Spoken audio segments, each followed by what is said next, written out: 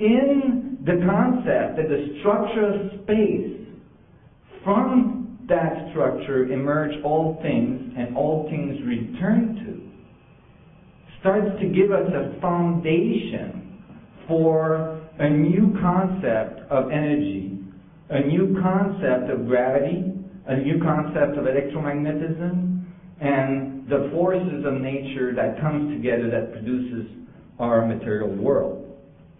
And from that view, the material world does not look so material anymore. It starts to vacillate. It's tough all of a sudden to pinpoint which part exactly is that little billiard ball you're telling me about, right? That little atom you're thinking of. And when you start looking closer and closer, you find that that little atom not only exhibits immense energy dynamics, but as well is mostly space. It's mostly empty in our understanding of space. And so, where does that energy potential come from? Well, in quantum theory, causation is not addressed. That is, they'll tell you, oh, well, it all started in the Big Bang.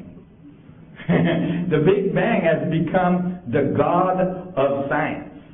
If you don't know where it comes from, it came from the Big Bang. And then if you ask, well, where did the Big Bang come from? That's voodoo. Now you gotta go to church. Don't ask me, just go to church.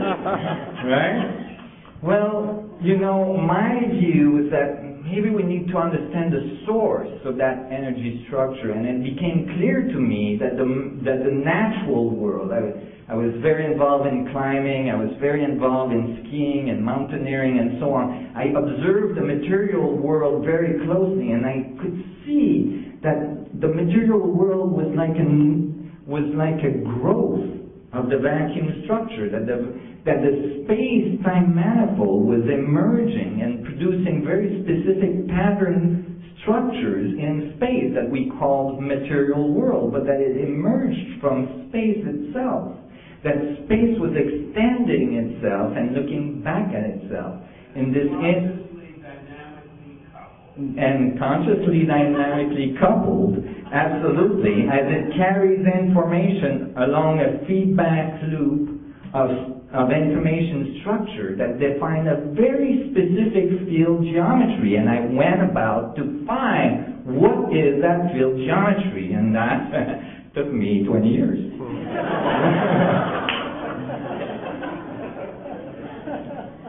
And I thought, and throughout this exploration, I realized that the application of that understanding could have huge impact on society. That is, if we could find that fundamental pattern of creation, if we could find how the vacuum extends itself and feeds back on itself, then we would have the key to the fundamental structure of space. And with that key, we would have access to literally an infinite amount of energy and curvature of space-time, which equates gravitational control and so on. And so I started to study very intensely physics in its depth.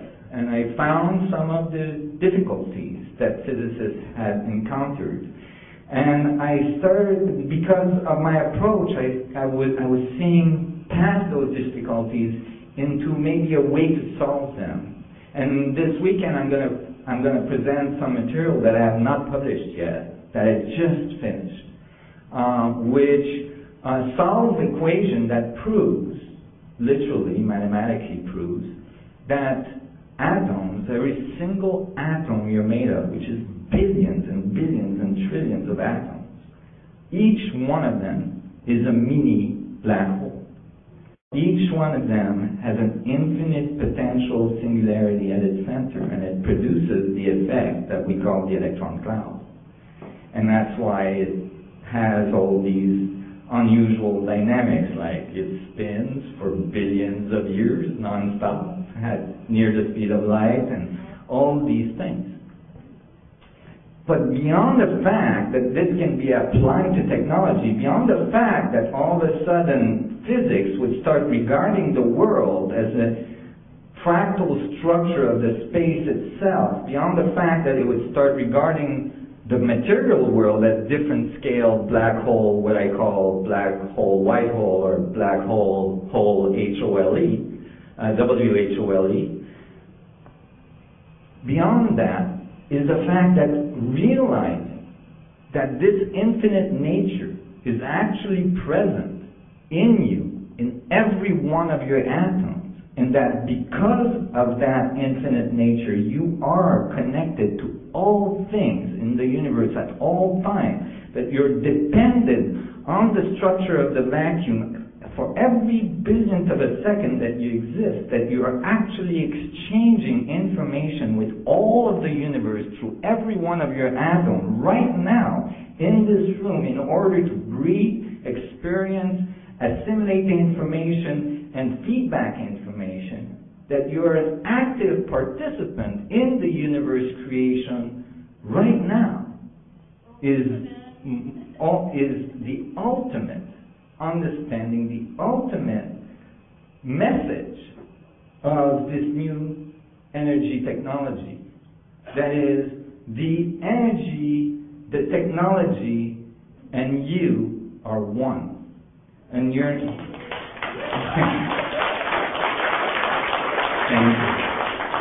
and you're not one in an esoteric way that is not really palpable, that's not really able to be understood. It's one. You're one with everything in actual, physical, mathematical way that I can write an equation and tell you why. And that is necessary for your cognitive mind. And it's necessary for your survival. Because if we can write the equation, if we can make the mainstream scientific community understand the theoretical functions of it, then we stand a chance to be able to apply it in the most powerful way to our society and move on to a new level of existence, which I call the galactic society. A society that is no longer confined to the surface of their planet, that has infinite amount of goods, infinite amount of power.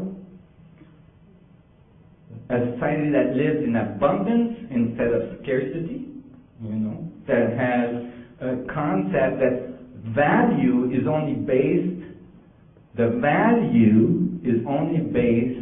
on the creativity of the one that has it in hand.